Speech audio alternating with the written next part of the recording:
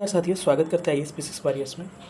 और आपको पता होगा कि हाल ही में 71st बीपीएससी को लेके आपको पीटीएस का जो होने वाला है इसको लेके प्रेस कॉन्फ्रेंस हुआ था। उसमें बहुत सारी बातें कही गई, जिसमें परीक्षा नियंत्रक जो हैं उन्होंने बातों बातों में कुछ पेपर के स्तर के बारे में क्या क्या कहा, इसके बारे में डिस्कस करेंगे। और हमने कहा कि आपके लिए कुछ गुड न्यूज़ है, ठीक है, इसके बारे में हम लोग डिस्कशन करेंगे, ठीक है, क्योंकि ये एक सकारात्मक आपके लिए साइन दिख रहा है। और एक बात और है कि इसमें बापू परीक्षा जो भी परिसर था उसमें आपको एग्ज़ाम नहीं होगा इस बार, ये बातें कही गई है।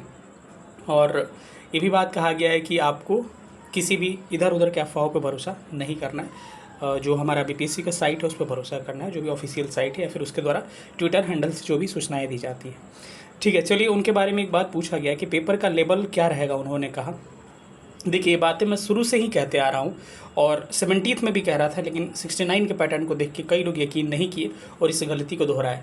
इस बार भी मैं ये बात कहूँगा और इस गलती को दोबारा फिर मत दोहराइएगा, नहीं तो फिर से आपको लास्ट में दिक्कतों का सामना करना पड़ सकता है। मैं कुछ सजेशंस लास्ट में दूंगा कि किन चीज़ों पर अभी ध्यान दे दीजिए, ठीक है, उस पर हम आपको बात करेंगे, ठीक है। उन्होंने एक ही बात कहा, जब पूछा गया कि पीटी का प्रश्न का स्तर जो होगा कैसा रहेगा, उन्हें एक सिंपल सा जवाब दिया कि ये है प्रोसेस ऑफ एलिमिनेशन। इन्होंने कहा कि पीटी जो है प्रोसेस ऑफ एलिमिनेशन है, आपको हम इसमें किसी का सिलेक्शन और किसी का जॉब और किसी को अधिकारी बना के पीटी के माध्यम से हम नहीं भेजने वाले हैं, ठीक है। ये बात का सीधा सा मतलब ये है कि उन्होंने ये भी कहा कि हम ये नहीं बताएंगे कि पेपर का हम इजी पूछ सकते हैं, टफ भी पूछ सकते हैं, मॉडरेट भी पूछ सकते हैं किसी साल। इस तरह से उन्होंने कहा कि किसी साल, उन्होंने एक ही बात कहा कि किसी साल हम टफ पूछ सकते हैं, किसी साल हम इजी पूछ सकते हैं, किसी साल मॉडरेट पूछ सकते हैं। तो सिंपल सी बात यही है कि जिस साल सीटों की संख्या ज़्यादा होती है उस साल प्रश्न का स्तर जो होता है थोड़ा सा डाउन होता है, और जिस साल सीटों की संख्या कम होती है उस साल आपके प्रश्न का स्तर जो होता है टफ होता है। कहने का मतलब है कि जब आपका नंबर ऑफ सीट्स ज़्यादा होंगे तो आपके प्रश्न का लेवल जो होता है थोड़ा सा डाउन चला जाता है, और क्वेश्चन का लेवल थोड़ा अप जाता है तब जब आपके नंबर ऑफ सीट्स कम होते हैं, क्योंकि फिक्स जो कैंडिडेट है उनको सेलेक्ट करना होता है मेंस के लिए। यही बात है। तो अब उन्होंने यही कहा कि मैं नहीं बताऊंगा। उन्होंने एक ही टर्म यूज़ किया कि गांधी जी ने जो सिलेबस में है तो हम गांधी से कुछ भी पूछ सकते हैं। सिंपल सी बात, इसका कहने का मतलब यही रहा है कि इनका कहने का मतलब यही रहा है कि आपको क्या करना है कि आपके ओवरऑल सिलेबस को एक बार देख लेना है, ठीक है। लेकिन मेरे अनुभवों के आधार पर मैं अपना सजेशन आपको दे रहा हूँ कि लास्ट टाइम पे जो है ना, फैक्चुअल चीज़ों को ठीक से पढ़ लीजिए।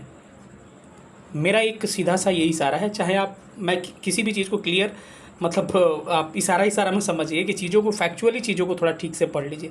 आपने कंसेप्चुअल चीज़ें पढ़ी है वो अच्छी बात है, लेकिन कंसेप्चुअल के साथ साथ फैक्चुअल चीज़ों को भी थोड़ा सा ठीक से पढ़ लीजिए। अब बातें रही कि सर क्या फैक्चुअल ही प्रश्न पूछे जाएंगे केवल, ऐसा नहीं है।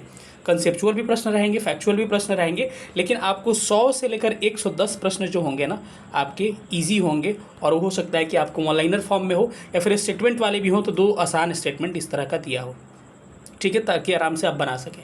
तो 100 से 110 प्रश्न उस तरह के रहते ही हैं, इतना जब नंबर ऑफ सीट्स रहता है, क्योंकि आपको आसानी से 100 से 110 आसान होगा तो कम से कम 90-95 यहाँ से कर लीजिएगा और टॉप में से कुछ कर लीजिएगा, तो 100 प्लस आसानी से जा सकते हैं अगर आप अच्छे कैंडिडेट हैं, आपने प्रिपरेशन किया है तो इसीलिए मैं बार बार कह रहा हूँ कि प्रश्न का स्तर जो होगा आपका ईजी टू मॉडरेट रहने वाला है।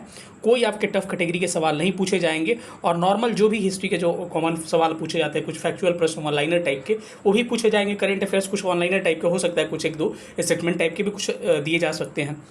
बस यही करना है कि पेपर का स्तर जो होगा आपका इजी टू मॉडरेट रहेगा, और ये आपके लिए गुड न्यूज़ है।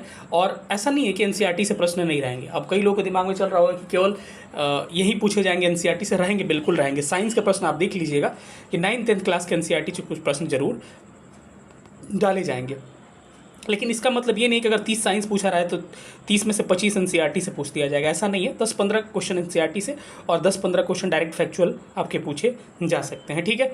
तो ओवरऑल मिला जुला का यही रहा कि आपका इस बार का जो पेपर का स्तर रहेगा आप देख लीजिएगा, ईजी टू मॉडरेट होने वाला है। और मेरी बातों को लास्ट में ध्यान दीजिए कि फैक्चुअल चीज़ों पर थोड़ा सा ध्यान दीजिए। और एक और आपके लिए इशारा है कि बिहार स्पेशल जो है ना, उन्होंने इसके बारे में कुछ नहीं कहा है, लेकिन बिहार को थोड़ा सा इस बार देखिएगा कि 35% आरक्षण, बहुत सारी चीज़ें बिहार के लिए की गई।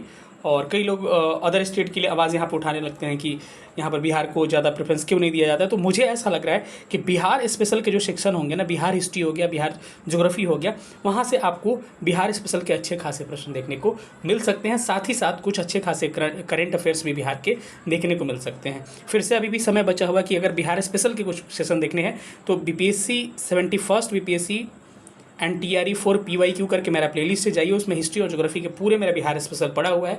2.5 घंटे 2.25 घंटे का आपका ज्योग्राफी का होगा और 1.5 घंटे के आसपास का हिस्ट्री का होगा, उसको देख लीजिएगा, ठीक है। ये बातें रही। बाकी अगर लेटेस्ट एग्जाम जो भी हुए हैं इसी प्लेलिस्ट में जितना भी एग्जाम हुआ है सारे उसके प्रश्न पड़े हुए हैं, लास्ट में रिवीजन करना है तो वहाँ से कर सकते हैं। और बस फिर जाते जाते यही सारा करेंगे कि कंसेप्चुअल चीज़ें जो पढ़ा आपने पढ़ लिया, अब आप फैक्चुअल चीज़ों को थोड़ा सा रिमाइंड करिए। कोई ऑर्गेनाइजेशन बना है, हिंदुस्तान सोशलिस्ट रिपब्लिक एसोसिएशन कब बना था, इस तरह की चीज़ें आपको, नौजवान सभा कब बना था, ये थोड़ा फैक्चुअल चीज़ें ना रिकॉलिंग कर लीजिए, ठीक है। तो ये बातें आपको ध्यान रखनी पड़ी। बाकी ज्योग्राफी के जो सेशन है आपके, अब ज्योग्राफी के जो हालिया एग्जाम में सवाल पूछेंगे, जल्द से जल्द इस पर काम करूँगा और ज्योग्राफी पॉलिटी वाला सेशन जो होगा ये संडे तक सारा मैं ख़त्म कर दूँगा, ठीक है। तो यही सब बातें हैं और आपको पॉजिटिव रह के तैयारी करना है। और कल रात 12 बजे से आपको एडमिट कार्ड डाउनलोड होना स्टार्ट हो जाएगा। 6 तारीख कहा गया है तो 12 बजे रात में 6 तारीख हो जाएगा कल, ठीक है। तो पॉजिटिव रह के तैयारी करिए। मैंने दिन में ही कहा था कि घबराने की बिल्कुल ज़रूरत नहीं, वहाँ पे जाने के बाद से प्रश्नों के स्तर आपको नॉर्मल मिलेंगे और आपको मज़ा आएगा एग्ज़ाम देने में। और निकलिएगा तो देखिएगा, आप मैसेज करिए कि सर लाजवाब एग्ज़ाम गया, ठीक है। बस अलबलाना नहीं एग्जाम हॉल में, आसान प्रश्न देख के थोड़ा सा नॉर्मल होके कूल होके थोड़ा सा एग्जाम देना है, ठीक है। चलिए मिलेंगे अगले सेशन में, तब तक अपना ख्याल रखिए। कैसा लगा सेशन सब लोग बताइएगा। टेलीग्राम ग्रुप का लिंक है डिस्क्रिप्शन में, उसे ज्वाइन कर लीजिएगा। Thank you so much. जय हिंद, लव यू ऑल।